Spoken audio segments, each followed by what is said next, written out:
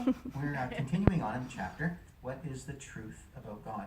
And we're going to look at paragraphs 16 and 17, okay? But what we're going to learn is 3 titles that apply just to Jehovah God himself. So can you tell me what the difference is between a name and a title? The name is your personal name, like my name is Cohen. A title is what you do. Okay, so can you think of, say, some titles that would apply to you?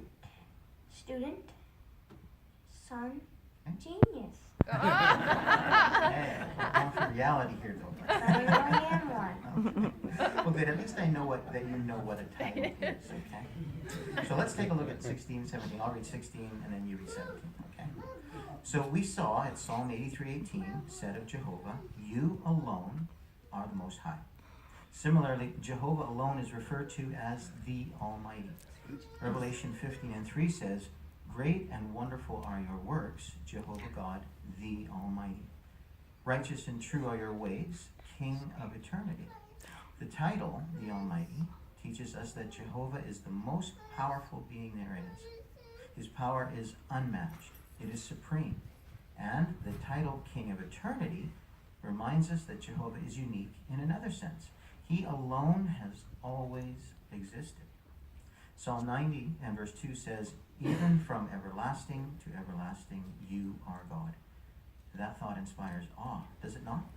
Jehovah is unique in that he alone is the creator. Revelation 4:11 reads, "You are worthy, Jehovah our God, to receive the glory and the honor and the power because you created all things.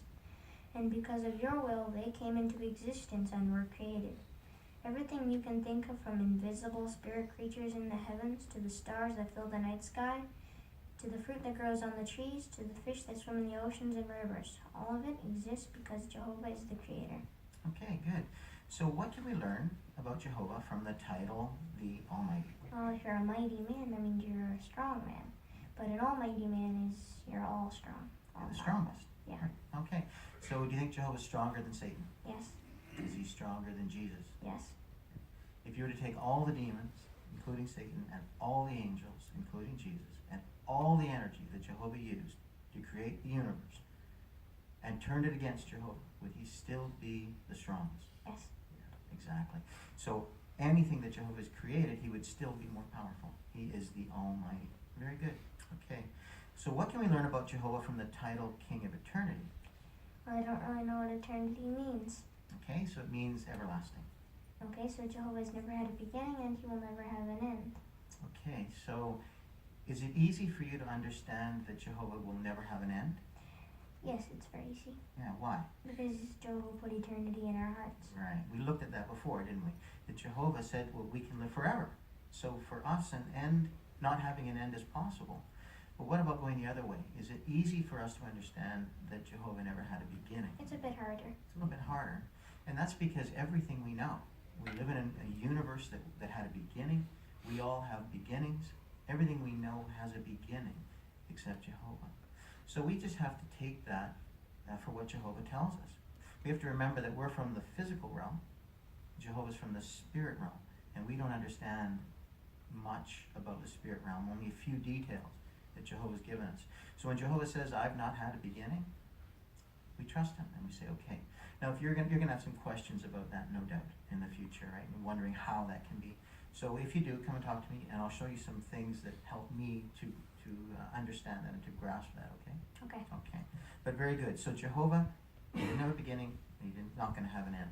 What else do we learn about Jehovah from the title Creator? Well, a creator is to create something. Okay. So do you know what the term create means? Not really. Okay, so it means to bring into existence something that previously did not exist.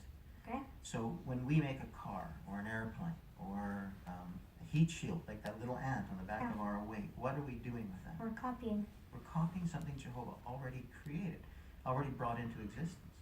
But Jehovah had to think about the laws that would govern the universe. He then had to make them. He then had to make all the matter that we find in the stars and the galaxies. It didn't exist before. He had to make it. Then he had to make life on the earth. Things that did not exist, all the variety of life, he had to form and design and create. He didn't have a model or a blueprint to work from. He had to about it and then created. So he brought into existence things that did not exist. In that sense, he is truly the creator and the only one that can do it. Okay, does that make sense? Yeah.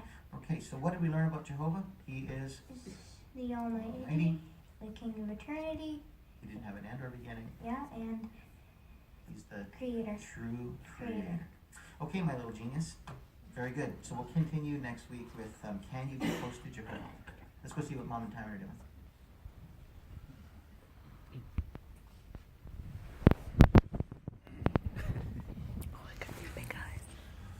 That was very good, Lyle. Thank you, Brother Kazakov.